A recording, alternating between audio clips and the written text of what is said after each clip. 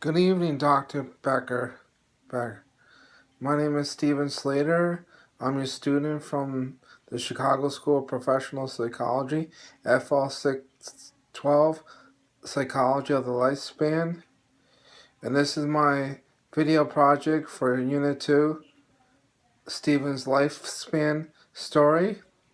I'll start my story with when I was born in the state of Florida in the year 1970. In North Miami Beach Hospital at 12:40 a.m. in the morning. My birth mother's name was Susan Slater. Her age was 24.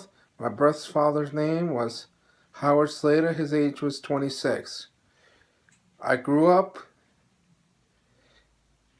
in the North Shore, in the Boston area.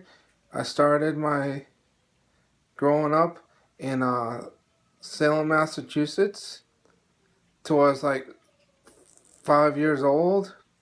Because we had 4 dogs, so we had to move up to Ipswich, Mass, where I finished my elementary school, which I moved in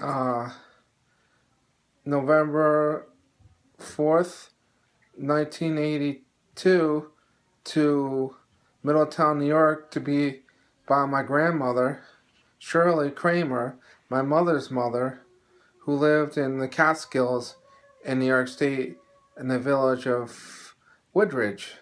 Because my mother was disabled, but yet she could still take care of us. So her mother wanted to buy her, so if she needed to help with us, she could, instead of traveling to all the way to Boston to help her mother, because my mom threw my dad out in 1981 because he abused me for a dog getting beat up, getting killed, his dog getting killed by a car, which wasn't my fault because the dog was deaf and it took off because the other dog was in the vet's office because he got hit by a car. My father was very eccentric. He was very bright. I believe he suffered from some kind of mental illness. He was very delusional. All he talked about during the divorce was the collar line and the Tin Man, and he was obsessed with the medieval times with Camelot and the Knights of the Round Table and all that craziness, and he did get pretty violent with me. Anybody that sticks their tongue out, there's definitely something wrong with them upstairs, but yet, on the other hand, he was a good father. He taught me a lot and gave me a lot of attention as far as taking me on trips and doing things with me and take me to places I've never been to. I've been to the Bahamas and I've been to Canada. I've been all over the United States, the East Coast with him. And I went skiing. I learned a lot of things from him. He taught me a lot of education because he didn't believe in TV. He believed in education and watching stuff that was more sensible than dumb stuff on TV. He believed in taking me to museums and me reading books. That's why I got real interested in science. But yet, I did suffer a traumatic childhood from him. He was very abusive. After my grandfather died in 1977 of a heart attack, my father lost his mind and wouldn't get help, and my parents went downhill, and when they split up, he did a lot of mean things to us. He starved us. He wouldn't help my mother, and we didn't have no food. He tried to start our house on fire. He did a lot of mean things to us.